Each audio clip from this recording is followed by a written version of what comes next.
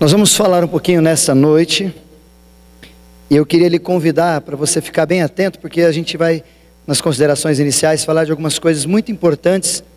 Porventura, talvez alguns termos são um pouco distintos do seu vocabulário ou do teu conhecimento, por isso que eu preciso que você fique bem atento. No entanto, eles são extremamente necessários para a nossa caminhada. Como nós estamos falando com princípios nesse início de ano, eu queria fazer algumas perguntas antes de lermos o texto de Efésios, capítulo 5. Nós vamos falar de princípios nessa noite sobre vontade de Deus. Quem não quer saber a vontade de Deus? Fala para mim. Será que na sua oração de ano novo, você não fez assim: Senhor, eu gostaria que o Senhor se manifestasse muito mais me falando qual é a tua vontade para o ano de 2018? Como por exemplo, será que é a vontade de Deus nesse ano você casar? Amém? Amém, Carol, Bruno? Amém. É isso, é a vontade de Deus. Já marcaram data e tudo. Será que é a vontade de Deus você fazer aquela linda e maravilhosa viagem que você tanto planejou e esse ano vai dar certo? Será que é vontade de Deus você de repente mudar de emprego esse ano? Estou pensando, não sei, estou com uma opção, eu não sei o que Deus quer para mim. Será que é vontade de Deus, de repente, você namorar aquela ou aquele rapaz? Quem? Porque a gente tem, eu particularmente, até brinco assim, eu tenho uma facilidade, porque eu tenho um nome da Bíblia com meu livro, com um livro com meu nome melhor, Isaías. Na minha perspectiva é o livro mais bonito da Bíblia, não sei porquê. Ele tem 66 capítulos, e no meio deles, eu gostaria muito que tivesse ali, anotado, talvez você tivesse um livro com seu nome, anotado algumas coisas onde você ia acessá-lo e falar: poxa, 2018, fevereiro de 2018 vai acontecer isso comigo. Você não gostaria? Porque mais do que a nossa ânsia de pedir para Deus e perguntar para Deus: Senhor, qual que é a sua vontade para mim? É porque às vezes nós queremos saber das coisas lá na frente. Ou talvez, uma outra variada, é que nós talvez queremos saber o que Deus quer para mim, para que eu não erre fazendo aquilo que Ele quer. E de repente aquilo que eu quero não é o que Ele quer, e eu fico em dúvida e não quero errar. Então, Senhor, fala a tua vontade para mim. E talvez é um tema bem pertinente, não somente para os adultos, para os jovens, para os adolescentes, para todos nós. Como conhecer e por que saber, e qual a ideia dessa frase, vontade de Deus para a minha vida. E eu queria te chamar para o texto de Efésios, o capítulo é o 5, a partir do versículo de número 15. Faltou o número 1 ali, não é 5 a 20, é 15 a 20. Alguém arrancou o número 1 ali para mim. Capítulo 5, o versículo de número 15 até o versículo de número 20. Apenas 5 versículos, se você puder ler na sua Bíblia também, acompanhar a leitura. Na minha versão, talvez eu faça uma leitura e ajuste um pouquinho com a sua versão. Portanto, vede prudentemente como andais, não como nécios, ou talvez numa expressão ignorantes, ou fracos em fé, numa outra tradução, mas sim como sábios. Versículo 16, remindo o tempo, porque os dias são maus. Por esta razão, não vos torneis insensatos, ou tolos, numa outra tradução, mas procurai compreender qual é a vontade do Senhor. Versículo 18, e não vos embriagueis com vinho, no qual há dissolução, mas enchei-vos do Espírito, falando entre vós com salmos, e entoando e louvando de coração ao Senhor, com hinos e cânticos espirituais, dando sempre graças por tudo ao nosso Deus e Pai, em nome de Jesus, o nosso Senhor e Salvador. Quando nós falamos sobre vontade de Deus, e esse texto usa uma expressão que a gente vai entrar nela já já, ela usa a expressão dizendo compreender a vontade de Deus. Ela não fala nessa consideração desse texto, conhecer a vontade de Deus. Isso me intriga bastante, esse texto, porque normalmente a gente sempre fala e ora, dizendo assim: Senhor, eu quero conhecer a tua vontade. Canções nos chamam a atenção para isso, quero conhecer a tua vontade.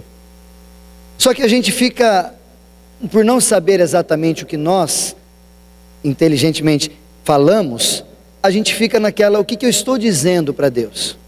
Por exemplo, quando chega alguém para você e está numa situação um pouco difícil, e chega para você e você quer dar uma palavra de conforto, de alívio para a pessoa, você fala para ela o que às vezes? Querido, fica tranquilo, Deus tem controle de todas as coisas. Você não fala assim às vezes?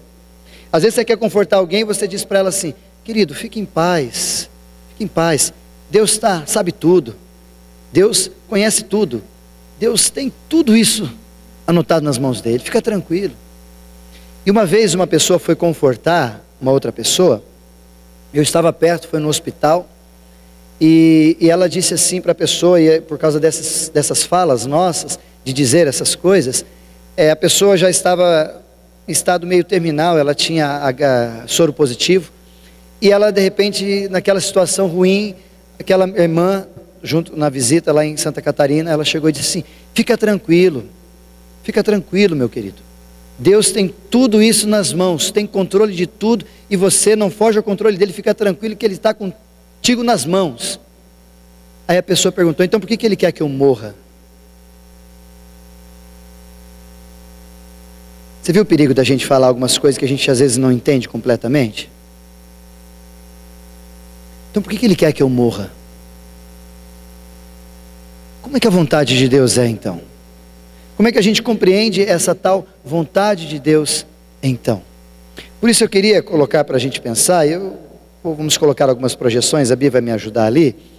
A primeira coisa que a gente precisa entender é a vontade soberana de Deus. Já ouviu falar nessa? Vontade soberana de Deus. Essa vontade soberana, a gente também ouve falar dela sobre a vontade decretiva de Deus. Que é aquela vontade, para a gente compreender, é aquela vontade onde as coisas estão definidas por Deus, vão acontecer, você crendo ou não crendo, acreditando ou não acreditando, participando ou não participando, e elas sempre estão ocultas a nós até que aconteça. Alguns exemplos para você entender. A palavra de Deus, o próprio Jesus dizendo que quando ele vai voltar, quem sabe quando Jesus vai voltar? Ele diz, isso é só o Pai que sabe. Isso é soberania de Deus. Só Ele sabe o dia e a hora. Só vai saber, ou só saberemos na hora que acontecer. Isso tem a ver com a soberania de Deus. Decreto de Deus está colocado. Para você entender um outro exemplo, é o exemplo de Jonas. Vamos usá-lo para fazer várias vezes alguns exemplos. Qual que era a vontade de Deus soberana? Salvar o povo de Nínive. Sim, a história é essa. Qual que é a vontade de Deus soberana? Salvar Nínive. E aí de repente ele vem e chama Jonas para ser um instrumento. Jonas dá aquelas escapadas, a gente conhece, vamos falar dessas escapadas dele, mas no final da história, no livro de Jonas, o propósito é firmado. Acontece o que ia acontecer? Acontece. Está ali, é soberania de Deus. Lá no livro de Lucas, no capítulo de número 19, versículo 40, quando vai falar um pouquinho sobre essa expressão, se as pessoas se calarem, as pedras clamarão. Por quê? Porque é vontade soberana de Deus, isso vai acontecer. Numa coisa simples, mais prática para você entender a soberania de Deus, essa vontade decretiva, nós também temos um exemplo simples. Deixa eu ver se está aqui, não me tiraram o que eu tinha guardado aqui. Mas um exemplo simples é... Deixa eu pegar aqui esse pano, com licença. Está gravando ali, já saí de cena, né? Por exemplo, é vontade de Deus, soberania de Deus, a lei da gravidade. Você concorda? Sim ou não? Não importa se você concorda. Sabe por que não importa? Porque é a lei da física. A soberania de Deus criou a lei da física, e a lei da física, nesse caso, a lei da gravidade. Se eu soltar esse pano, segundo a lei da física, a soberania de Deus, vai cair, concorda? Caiu, aí eu discordo, mas caiu. Não importa se é vontade minha ou crença da minha e da sua parte, mas sendo soberania de Deus em todos esses elementos, eles vão acontecer.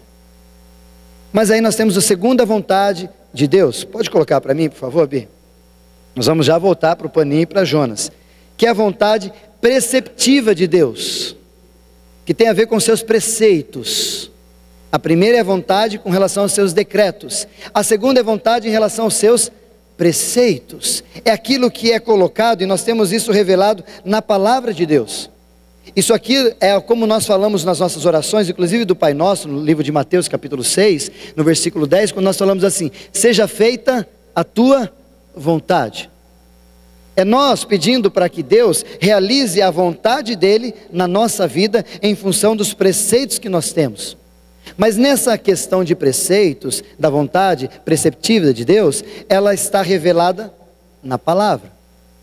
Está aqui, está claro. Diferente da soberana, que é oculta, que não vai estar aos nossos olhos e aos ouvidos muitas vezes, mas só na hora que acontecer, a preceptiva, ela está revelada na palavra para mim e para você. Ela está aqui, está clara. O problema é que muitas vezes nós não temos essa compreensão de que a vontade de Deus está aqui na palavra dele. Tanto que se você, depois nós vamos abrir outros textos, mas você vai perceber que a vontade de Deus, a gente olhando para o texto, para todos os textos da palavra, nós vamos ver que a vontade de Deus é a santificação. Em Tessalonicenses vai dizer isso. Qual é a vontade de Deus? A vossa santificação. No livro de Romanos 8, 29, a vontade de Deus é que vocês fiquem parecidos com Jesus. Também é a vontade de Deus. Então nós temos várias vontades de Deus soltas, mas tudo dentro desse guarda-chuva, vontade prescritiva de Deus, que está na sua palavra. Certo? A primeira vontade é a vontade soberana. Ela é oculta, mas simples para a gente entender. Ela revela-se e ela é dada a nós no momento. Ela é oculta e dada a nós no momento. Vontade soberana. A outra vontade preceptiva, ela é dada e revelada pela palavra, está aqui. Mas nós temos uma terceira, que é uma vontade que às vezes a gente varia um pouquinho e algumas pessoas não têm tanta compreensão, e eu queria entrar um pouquinho nela de forma muito rápida também, porque o assunto é bem delicado. Por exemplo, vontade permissiva de Deus. Vou voltar ao exemplo de Jonas. Jonas foi convocado para ser instrumento de Deus para ir para Nínive, lembra? Vontade soberana de Deus, ele ir para Nínive. Mas na soberana há uma preceptiva, há uma ordem, há alguns preceitos. Você vai lá e vai falar sobre arrependimento, vai pregar arrependimento para eles se converterem, para que eu chegue no plano final, que é a soberania e Nínive ser salva. Estão entendendo? Tranquilo? No entanto, ele sabia do que precisava fazer, certo? Ele fez o que tinha que fazer? Antes de ir para Nínive, ele foi para onde? Pegou um barco e foi para Tarsis. Isso é a vontade o quê? Preceptiva de Deus era o quê? Ele ir para Nínive, para cumprir a soberana. Estão entendendo? Mas ele não quis fazer isso, ele tem a permissiva, não exatamente Deus quer isso, é permissiva. Ele vem e vai para Tarsis. Mas Deus para ele falou, não, nós vamos para lá. Mexe, mexe, mexe, tudo, ele acaba caindo, voltando, a baleia ou o peixe grande, como quisermos, leva-o e ele acaba indo, e no final do livro de Jonas, concretiza a vontade soberana de Deus. A permissiva, se ele tivesse dado ouvido e obedecido, era mais tranquilo, e se ele não tivesse saído pela permissiva, pela permissiva, talvez não teria sofrido tanto.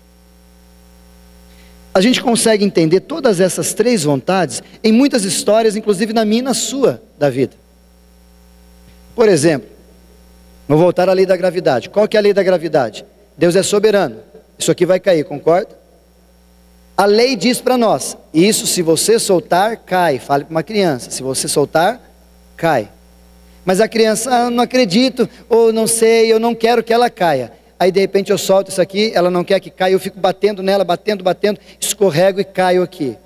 O que aconteceu? Eu não quis que a vontade soberana acontecesse, eu entrei com a minha permissividade e eu atrapalhei achando que eu ia acabar com a vontade soberana de Deus. Posso até acabar com ela aqui, meio termo, mas eu tirar a minha mão, ela vai acontecer, porque é soberana, porque é a vontade decretiva. Mas aí, isso tudo na nossa vida, a gente acaba perguntando e tentando ajustar, mas Isaías, o que isso tem a ver, ou o que isso faz sentido para mim? Eu queria que você tivesse muito claro essas vontades, Porque na sua e na minha vida tem coisas muito claras onde a gente não precisaria ficar perguntando para Deus ou orando, querendo saber a vontade, porque ela está clara para nós. Por exemplo, uma vez uma pessoa disse para mim assim: Isaías, eu queria falar do evangelho para as outras pessoas, será que Deus me chamou para isso? Quando Jesus disse, ide portanto e fazer discípulos, ele disse para quem? Para mim? Disse para os pastores? Ele disse para quem? Para todos nós. Então há uma soberania, uma ordem, uma vontade soberana de Deus, que eu e você possamos ir para fazer discípulos. Agora, como vamos fazer isso? A preceptiva de Deus, os preceitos, você vai fazer isso e tal. Agora, se eu vou fazer ou não, é a permissiva de Deus. Faz sentido? E vamos entrar em algumas áreas um pouco mais precisas, para a gente entrar nesse texto que eu queria compartilhar com vocês. Então eu gostaria que a gente entendesse de forma simples essas vontades, em cima desse texto, com uma primeira verdade. Pode colocar para mim, Bi, por favor. Primeiro, a gente precisa entender a vontade de Deus, entender o que é vontade de Deus. Para isso, se você puder abrir a sua Bíblia, coloca para a gente Deuteronômio 29 e 29. Eu queria que você abrisse para a gente ler alguns textos. Deuteronômio 29, 29. Um pouquinho para frente de Gênesis.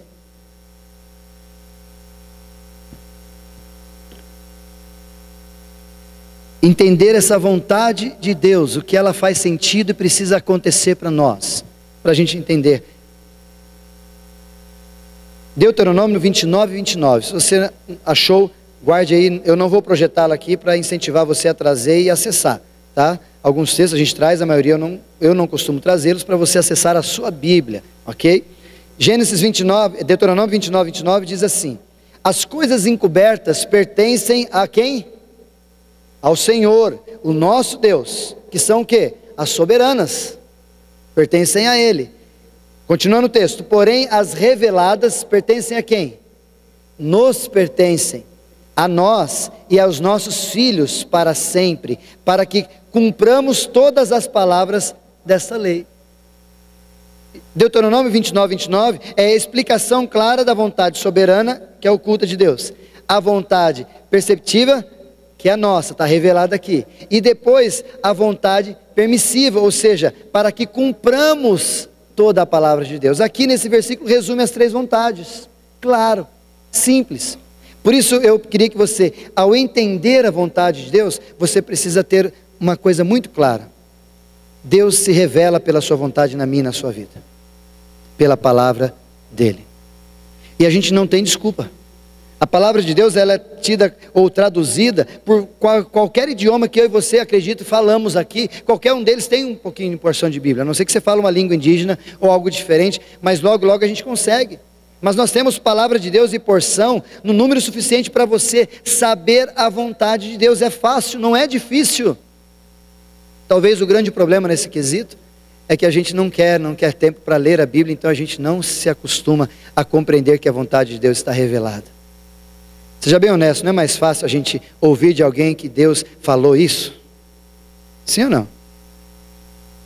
Do que a gente ir na palavra e depois de ouvir tudo aquilo que Deus tem pela tua palavra revelado, a gente tomar a decisão? Mais difícil, né? É mais difícil. Por isso que nós temos hoje os gurus, ou numa expressão mais própria do momento, coach espiritual. É aqueles que vão te dar a informação verdadeira e real que você precisa. Você está com um problema, você não vai na Bíblia, você liga. Ligue já. O que você está precisando? Eu tenho todas as informações para te dar. Aí você pergunta, com quem que eu vou me casar? A Bíblia diz que nada, a Bíblia não diz nada sobre isso. Isso é um evento adiáforo, que a gente usa na teologia, adiáforo, que não está aqui. Está, mas não está, nós não vamos entender isso.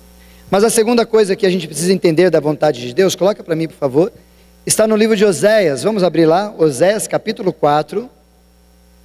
Oséias é o primeiro profeta menor, depois de Daniel, se te ajuda. Ezequiel, Daniel, Oséias, capítulo de número 4. O versículo é o 6.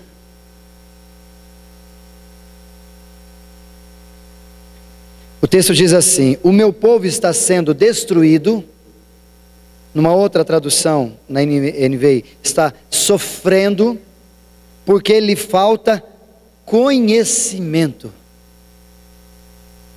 A expressão desse texto que a gente precisa entender sobre a vontade de Deus é que, além dela é revelada para nós, o que precisamos saber está revelado, é que muito do que nós erramos e sofremos é por falta de conhecimento da palavra.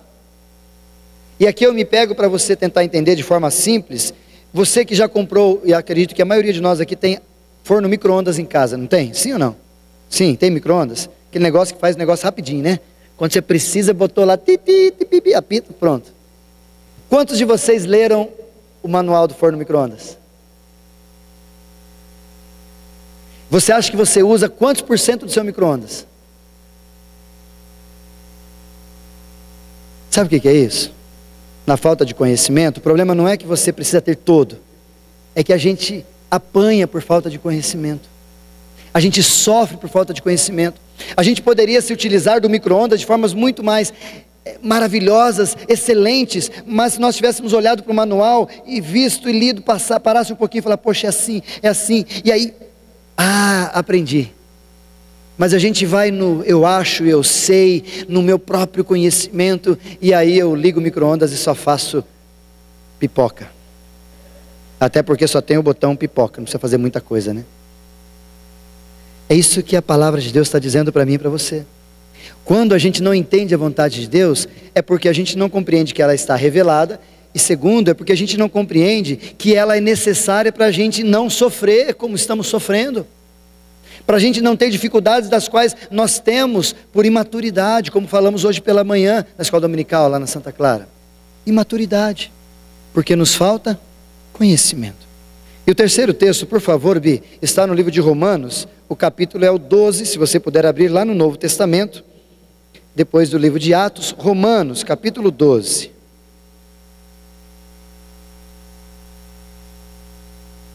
O versículo é 1 e 2, quando ele diz assim: rogo-vos, pois, irmãos, pelas misericórdias de Deus, que apresentei o vosso corpo como sacrifício vivo, santo e agradável a Deus, que é o vosso culto racional. Versículo 2: e não vos conformeis com este século, ou com este mundo, depende da sua tradução, mas transformai-vos pela renovação da vossa mente, para que experimenteis qual seja a boa, agradável e perfeita vontade de Deus.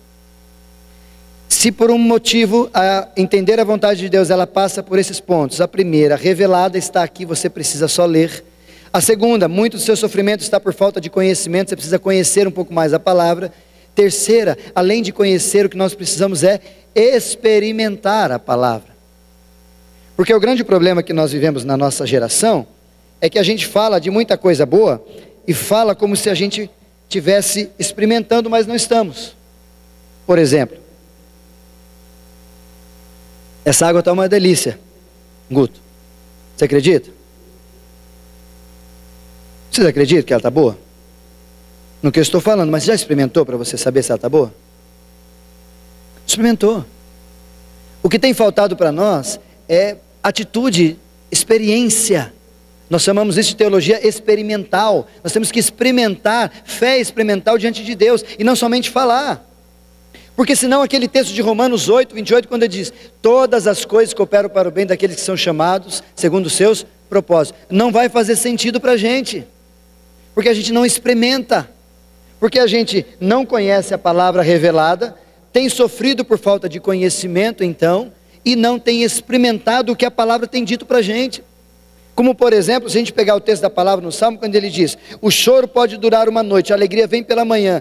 Nada mais esse texto, de tantas que ele está falando, ele está falando para você, vá dormir em paz, que eu estou cuidando, é isso que ele está dizendo no texto. Choro pode durar uma noite, noite é hora de dormir, enquanto nós dormimos, Deus cuida da gente, não é isso? Diz o mesmo Salmo, não o mesmo, mas no Salmo. E aí depois ele diz, vem, o choro dura uma noite, mas a alegria vem amanhã, ou seja, descansa, não adianta ficar chorando à noite. A gente lê esse texto e faz o quê?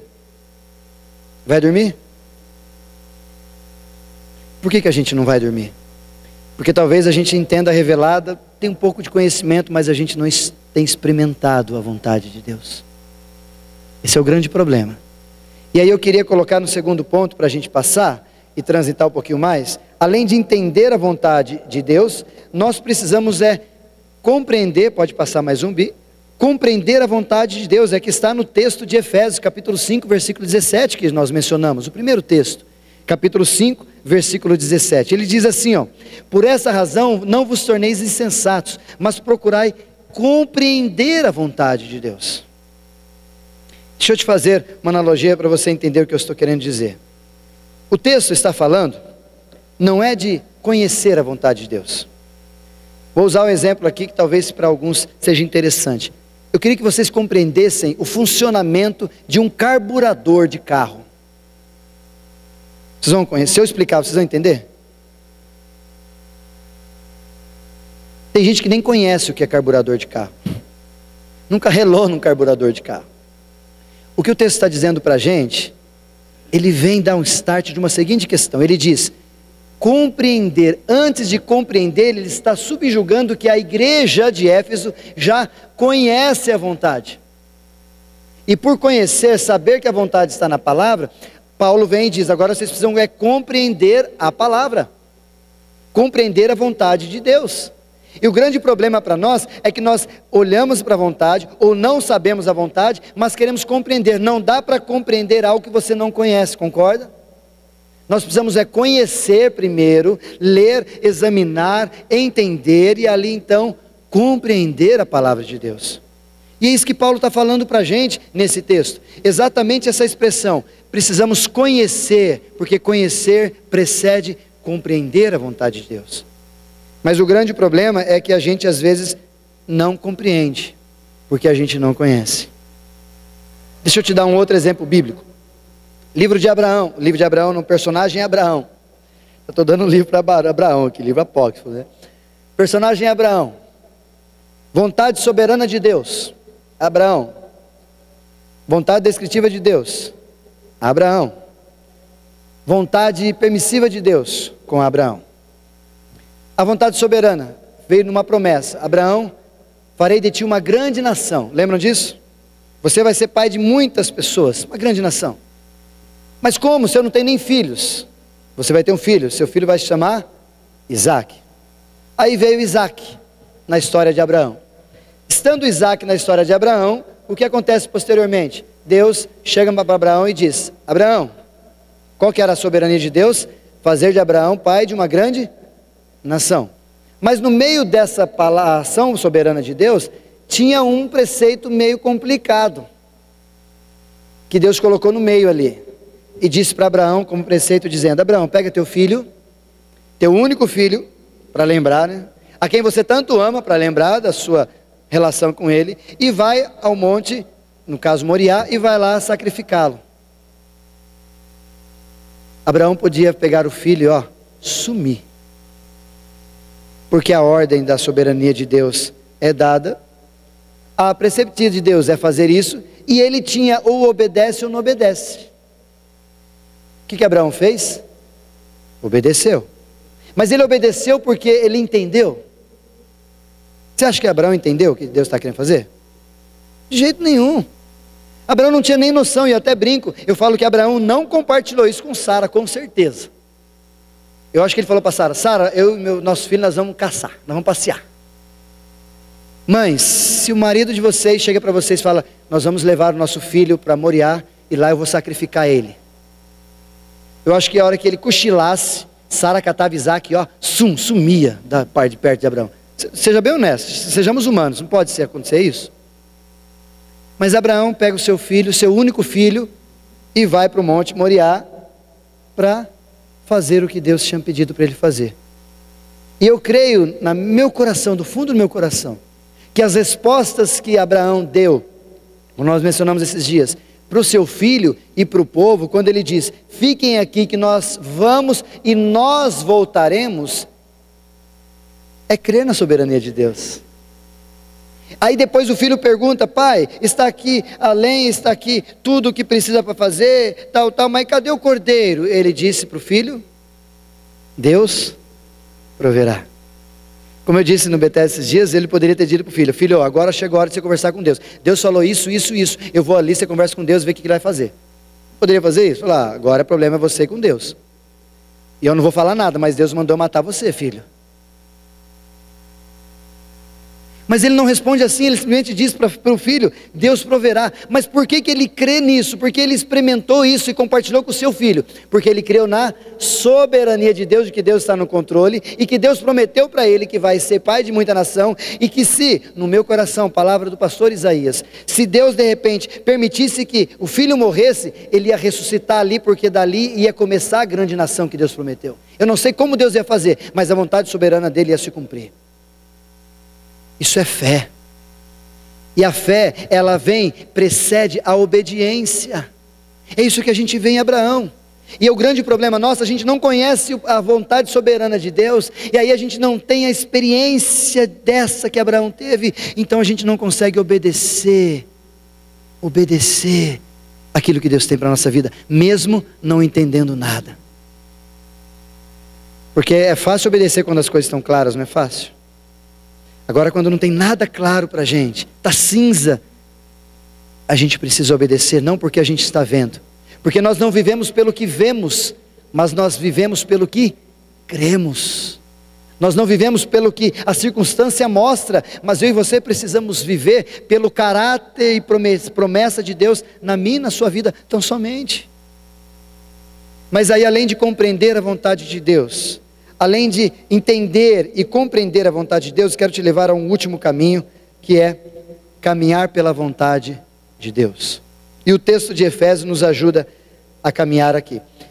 De formas muito práticas e simples, eu queria deixar uns desafios nesse texto para a gente encerrar a nossa meditação dessa noite. E a primeira delas é: encha-se da palavra. O texto, quando ele diz assim: portanto, vede prudentemente como andeis, não como necios, e sim como sábios. Ou seja, dá uma olhada do jeito que você viveu 2017 e viva diferente de 2018. Encha-se da palavra. Os nécios são chamados, biblicamente ali, como pessoas que são fracas na fé, e são fracas na fé porque não têm conhecimento da palavra. Deixa eu fazer um parênteses aqui, eu creio que dá um minutinho, um parênteses para você entender. Já falei isso uma vez, creio que você talvez ouviu ou não compreendeu, creio que hoje você vai compreender tranquilamente. Duas palavras para você associar à fé. Se você já sabe isso, guarde no teu coração e aprenda de novo, por repetição. Se você não sabe, guarde no teu coração. Duas palavras: qual mais se associa à fé para você? Conhecimento ou confiança? Confiança, concorda? A maioria de nós, confiança. Sinto em lhes dizer, estamos equivocados. Fé tem mais a ver com conhecimento do que com confiança. Sabe por quê? O problema da nossa geração, das nossas igrejas, é que a nossa fé tem base em confiar em Deus. Mas a gente não tem isso como realidade. A confiança é a testificação da fé, guarde isso. A natureza da fé é conhecimento. A testificação é confiança. Vou repetir. A natureza da fé, a base da fé é conhecimento. A testificação é a confiança. Vou dar dois exemplos práticos, um simples e um bíblico. O primeiro simples: o Guto está na beira da piscina. A Déborazinha, quando não está dormindo, está fazendo bagunça na beira da piscina.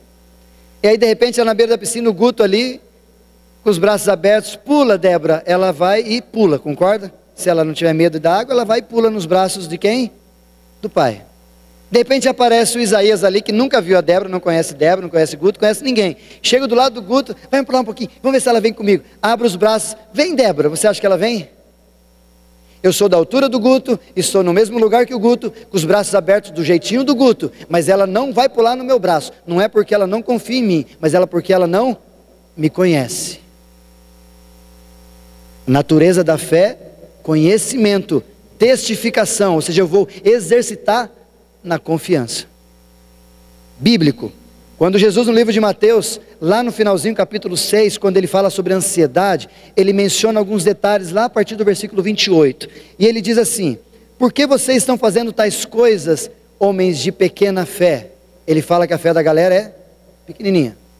No versículo seguinte ele diz assim: tais pessoas, ou aqueles que não me conhecem, os gentios, na expressão da época, é que pensam assim, porque não me conhecem. Ele está dizendo o quê? Se vocês me conhecessem, a fé de vocês talvez poderia ter aumentado e vocês iam entender o que eu estou dizendo. E o último exemplo, lá no finalzinho, quando a palavra de Deus diz: a fé vem pelo crer? Sim ou não? Não, a Bíblia diz que a fé vem pelo ouvir. E ouvir do quê? Da palavra de Deus, que lhe faz ter o quê? Conhecimento. E a partir do conhecimento que você adquire, o que acontece? Você começa a testificar a sua fé e crer nas outras coisas. Por isso que é muito importante, e Satanás não quer hipótese nenhuma que você se encha da palavra. Porque você, sendo um homem cheio de Bíblia, cheio de palavras, cheio do conteúdo da vontade de Deus, Satanás vai ter muito mais dificuldade para confrontar com você. Foi por isso que ele teve dificuldade para confrontar com Jesus, porque com Jesus ele chegou: é assim que está escrito. E Jesus disse o quê? É assim que está escrito. Você está equivocado? Porque é possível que hoje Satanás de repente chegue para a gente e fale assim: é assim que está escrito. Aí você vai, por não conhecer a palavra, você está dizendo, eu já ouvi mais ou menos parecido.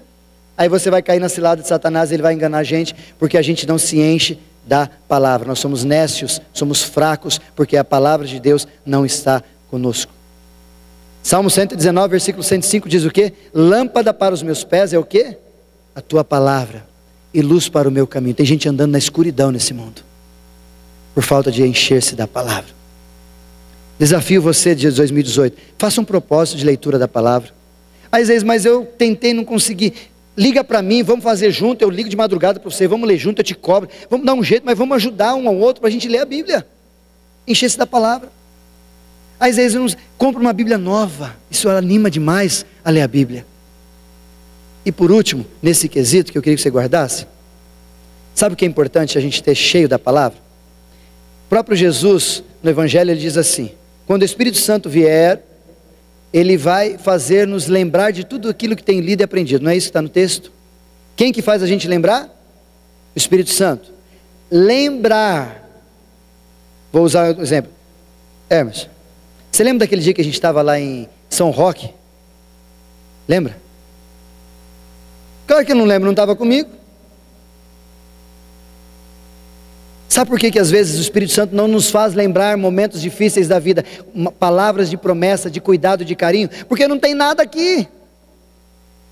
Porque o Espírito Santo faz até força. Eu vou entrar no HD do Bruno e vou lembrar o Bruno num problema, mas ele vai vasculhando o HD, eu vou trazer à memória aquilo que me dá esperança. Ele mexe na memória do Bruno e mexe, e não acha nada. Como é que ele vai fazer alguma coisa se a gente não se enche da palavra? Por isso que o desafio para você 2018, meu irmão, encha-se da palavra para você caminhar na vontade de Deus. E a hora que de repente tiver que tomar decisões, está aqui o Espírito Santo, vai ser, está aqui, ele acessou e está. É rápido, não é um Pentium 2, Pentium 486, esse computador, não. É HD, é rápido, é ultra velocidade, porque o Espírito Santo está aqui, a palavra está aqui, é só puxar e te fazer lembrar. É isso que o Espírito Santo veio fazer com a gente. Segunda característica da caminhada na vontade de Deus: não seja insensato, está dizendo o versículo 17, quando ele coloca assim, exatamente o 17. Por esta razão, ou seja, porque você sabe que o tempo não está tranquilo, remi o tempo, porque os dias são maus. Por esta razão, não vos torneis insensatos, ou seja, não fique dando bobeira, não seja insensível, não seja bobinho. E aqui eu quero te trazer alguns desafios também simples e práticos. Cuidado com as fórmulas mágicas que o evangeliquez está soltando para a gente aí. Do tipo assim, toma cuidado. Se as portas estão abertas, é Deus que está abrindo. Cuidado com isso. Não estou dizendo que Deus não abre porta, eu estou dizendo que Deus abre porta. Mas eu estou querendo dizer para você que nem sempre porque ela está aberta, possa ser Deus que abriu, possa ser cilada de Satanás e você está caindo. Do mesmo modo, não pense que de repente a porta fechou, é Deus que fechou. Talvez não, talvez é Satanás que fechou, ou Satanás que está ali, ou talvez é Deus que fechou para ver se você quer mesmo. Você viu como é complicado a gente ficar, a porta aberta é Deus, e entra, era cilada, mas Deus mandou entrar. A porta fechada, não era Deus, e estava ali a benção e você não foi, porque você, só porque está fechado, só faltava fazer assim, dar um abriu e não conseguiu. Cuidado com essas coisas. A porta aberta. Cuidado. Tem que ser pela palavra. Confirmar tudo pela palavra de Deus. É simples. Está aberta? Está aberta. Mas lá dentro tem o quê? É de Deus? Deus. É de Deus? É. Então entra. Está fechado, mas lá dentro tem o quê? E a outra que está aberta é ótimo, mas só tem porqueira. É um trabalho que vai fazer você roubar. Fazer junto com eles. Mas está aberta. E a fechada é um sério. O que você vai fazer? Deus que abriu a porta. Cuidado. Segunda consideração sobre essa insensatez que às vezes a gente tem. Cuidado para pegar a Bíblia e por não conhecer texto com contexto, a gente abre e fala, Deus falou isso para mim. Bíblia não é horóscopo. Concordam? Bíblia não é horóscopo. Não é para você pegar e falar, Deus falou isso. Daqui a pouco você vai pegar um texto e Judas se enforcou. Você vai fazer o quê? Não era para mim. Aí é fácil, né? É que nem lembram quando antigamente tinha caixinha de promessa? Horóscopo gospel, toda manhã eu tinha que tirar uma caixinha para ler um texto, para me abençoar. Que diferença faz a gente com o restante dos outros que vão ver os signos? Mas eu leio a Bíblia, mas a caminhada sua e motivação para lê-la, não é para conhecer a vontade de Deus, é para ver se tem uma coisa boa para o teu dia. Porque não tem caixinha de deveres de Deus, tem? Não tem caixinha de compromissos com Deus, tem? Não tem caixinha que você vai tirar assim, ame o teu inimigo hoje no teu trabalho, vá lá, leva um lanche para ele, não tem nada disso. Mas tem só promessas. Cuidado com isso também, cuidado com essas considerações. E a terceira e última consideração sobre isso, que eu queria que você guardasse, é cuidado com esse sentimento de paz no coração. Isaías, mas não tem um versículo que a paz no coração vai tal? Não, a paz de Cristo ocupará o vosso coração. Leia o texto completo que você vai entender. Mas eu queria levar você para a história que, primeira que eu chamei Jonas, lembra? Jonas? O que Jonas estava fazendo no barco, indo para Tarsas? O que ele estava fazendo? Dormindo. Diz o texto que as pessoas estavam apavoradas, o barco quase virando, todo mundo querendo orar para Deus, e para Deus, Deus do céu. E Jonas estava o quê? Dormindo. Você acha que Jonas estava com a consciência pesada? Sim ou não? Você acha que Jonas estava com paz no coração do que estava fazendo? Ele estava dormindo, gente. Ele estava em paz, tranquilo, dormindo, achando que as suas convicções estavam corretíssimas. Volto a palavra para Jeremias quando ele diz, cuidado que o coração do homem é o quê? Corrupto e desesperadamente enganoso. Por isso, mais uma vez, tem porta aberta, fechada, vai para a palavra. Isaías, eu não sei como é que... Vai para a palavra. Eu estou com paz, vai para a palavra. Inclusive o texto de paz, quando ele diz que a paz de Cristo que tal, ele começa a compartilhar, e aqui vai a palavra para o teu coração, preste atenção. Com relação às pessoas, a paz de Deus, quando ela ocupa o meu coração, ela dá paz para quem está ao meu redor. Ela dá paz para quem são os meus líderes, ela dá paz para a minha comunidade. Por exemplo, você que é casado, eu estou em paz em trocar de carro, sua esposa fala, não estou, não troca, você não está em paz, essa paz sua não é paz, é vontade desejada, não é paz. Porque se é paz, ela vai vir, ela vai compartilhar e vai acertar. Contar uma experiência, nós vamos partir para a conclusão. Eu e minha esposa, quando nós saímos de Botucatu e fomos para Maringá, nós recebemos o convite em fevereiro de 2000 alguma coisa, né, meu anjo? Eu não lembro a data. Em fevereiro. Nós fomos pregar lá, e aí o pastor, amigo nosso, gostaria que a gente fosse para lá, e me convidou. Falou, Isaías, queremos que você venha. E eu falei, nós vamos orar e falo para você até abril. Maravilha. Ele falou, até abril, tranquilo, tranquilo. E eu e minha esposa fomos orar. Vamos orar para ver a vontade de Deus. Nessas horas, são coisas difíceis, porque você vai para lá, mas você está bem aqui, você coloca tudo na racionalidade, mas está bem, está tudo certo, como é que você faz?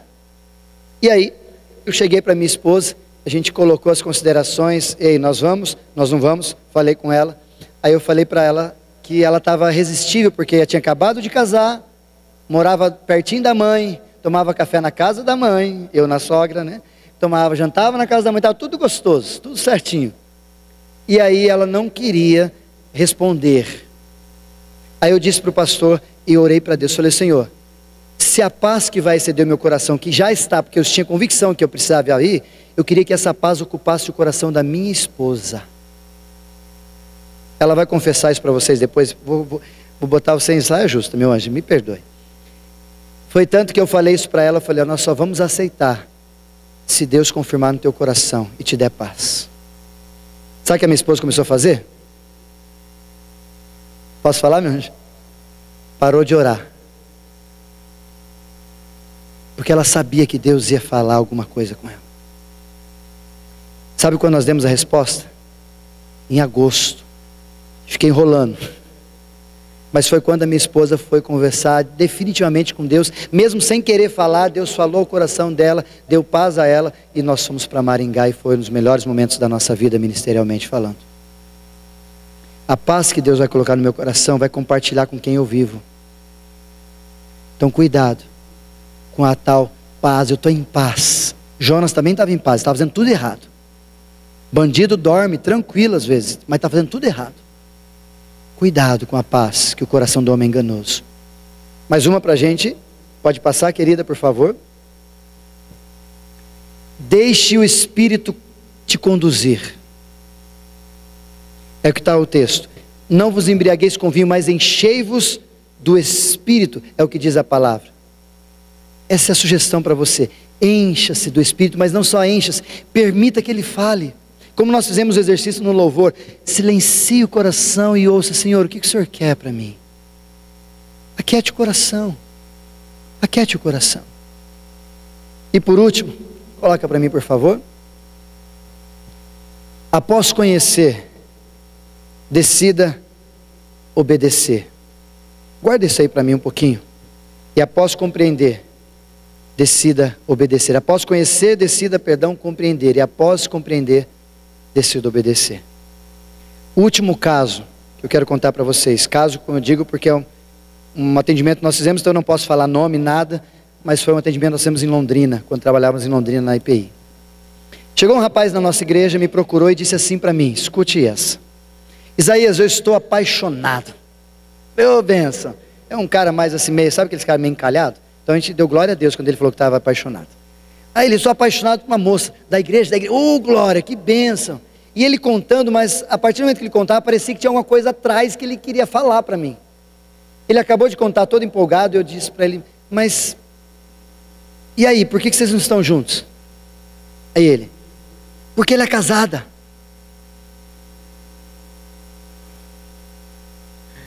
Aí eu falei, por que você está contando isso para mim? Eu falei, porque eu vim aqui para você orar por nós. Quem convive comigo sabe como é que eu sou, né? Eu falei, você quer que eu ore para quê? Porque Isaías, aí ele começou a explicar como todos nós fazemos. Isaías, mas ela não está bem no casamento, faz meses, eles estão quase que separados. Isaías, eu estou com uma... Gente, eu nunca amei ninguém assim. Ele explicando para mim, Isaías, a gente tem um filho, sabe aquela paixão, sabe aquela coisa assim, é maravilhoso que a gente está sentindo um pelo outro. Fui ouvindo, né? E a última que ele disse assim, Isaías, eu estou esperando ela porque ela é a mulher da minha vida. Tá. Abri a gaveta, peguei a Bíblia, abri alguns textos e fui compartilhando alguns textos para ele, como de repente, mulher do próximo, não cobiça a mulher do próximo, inclusive quando o próximo estiver bem perto dela. E fui falando alguns textos, falando isso, ele começou na cadeira a abaixar, assim, sabe aquela coisa, desanimado. Aí ele, num momento da palavra, no finalzinho, ele levantou assim, Guto, e disse assim, não, mas Deus tem falado comigo ao meu coração, e eu vou firme nesse propósito. Aí eu disse para ele, você precisa decidir qual Deus está falando com você, se é o Deus da palavra, que é o que eu disse aqui os versículos, ou se é o Deus que você inventou no teu coração para fazer o que você está querendo fazer. Aí ele, não, Deus falou comigo. Então tá bom. Posso dizer uma última coisa? Eu disse para ele, pode.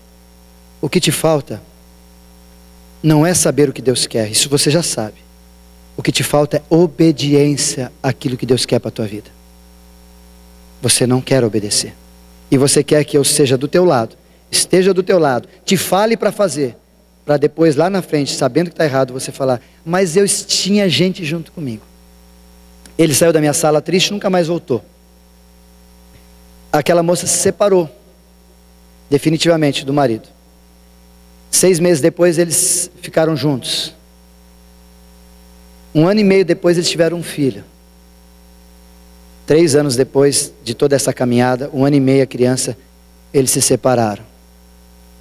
Agora você responda para mim. Isso é vontade de quem? Deus quer destruir uma família? Isso é vontade de quem? Deus quer fazer você ter o fruto, e o filho foi a permissividade que ele quis fazer e andar, e aí ainda teve fruto disso aí. Por isso que eu quero guardar no teu coração, para a gente encerrar, meu querido. A vontade de Deus não está oculta para a gente. O que nos falta é decisão para ler a palavra de Deus, falar, eu quero conhecer a tua vontade, eu vou ler todas as manhãs, para que ela seja iluminada na minha vida, e faça luz para o meu caminho, e lâmpada para os meus pés, para que eu caminhe na tua vontade. É simples, precisamos ler. Mas se porventura você tiver, e uma palavra bem pastoral, se você tiver que decidir coisas que de repente são adiáfora, que não estão na palavra, são diferentes, e não tão claras, por exemplo, com quem que você vai casar, coloque em cima da mesa, isso, pegue os princípios da palavra, coloca tudo certinho. Mesmo assim não chegou à conclusão, são toda gente boa, sabe o que você tem que fazer? Decida. Decida. E sabe o que vai acontecer? Salmo 23, que nós falamos semana passada, versículo 6. A bondade e misericórdia vão correr atrás de você. Se você acertou, glória a Deus, você colocou os princípios e acertou. Bênção. Foi Deus que te fez acertar, não foi você. Se você errou, fica tranquilo. A misericórdia de Deus vai te ajudar. Mas você não errou por falta de acabar com as possibilidades. Você tentou o máximo pela palavra. Mas é só a palavra de Deus que vai trazer significado para a vontade dele para a nossa vida. Fora dela não há nada. Nada. E não precisa de mais nada. Se alguém chegar para você e falar, Deus falou, se a palavra está dizendo, então é Deus falou. Se a Deus falou e a palavra não está dizendo, não foi Deus da palavra que falou, foi qualquer outro, mas não foi. A gente precisa voltar para a palavra. Os crentes de Bereia, eu queria finalizar com isso. Quando Paulo pregava no livro de Atos, os crentes de Bereia chegavam em casa e iam ver na palavra se tudo aquilo que Paulo estava dizendo era de verdade. Esse é o desafio que nós pastores gostaríamos que vocês tivessem. Chegue em casa, vê se tudo que nós falamos é verdade. Confere com a palavra. Se tudo que outra pessoa falou é verdade, confere com a palavra. Seja ela regra de fé e prática da vontade de Deus para mim e para a sua vida. Amém? Que Deus assim nos abençoe. E Ele tem vontade para a tua vida grandemente. Quanto mais você conhecê-la, mais você vai fazê-la e mais realizado você vai ficar na vontade soberana de Deus. Vamos cantar? Nós vamos colocar em pé nesse instante. Eu quero lhe convidar.